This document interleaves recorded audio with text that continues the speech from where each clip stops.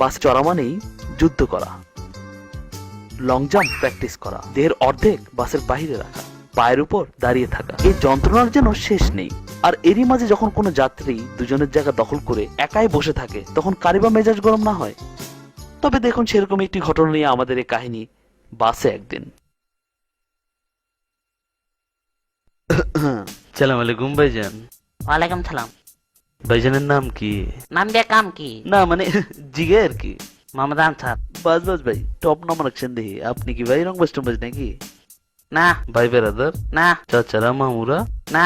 ভাইজানে কি বিয়ে করছেন? আর মেয়ে পরিবার আবদান কেলা চেতেন কে পেটে কি কিরমি আছে? থাকলে অসুবিধা কি? না মানে জিগে আর কি, সালা সম্মতি বিধে কেউ রংবাজ টংবাজ থাকবার পারে তো? নাই। ইমানে কোন কইলাম তুই মানে? কচম করে কোন? আরে হালা কইলাম তো কছম। তাহলে হলে সোজা বয় তো ছড়াই বছর কে বাসটা মনে জন তোর বাপের সিধা বন হইলে ঠেঙ্গের নলা ভেঙ্গা বাচ্চা তন হালাই দিমু। হালাই মাছে খারবার পারে না, হালাই চেগায় বসে সোজা।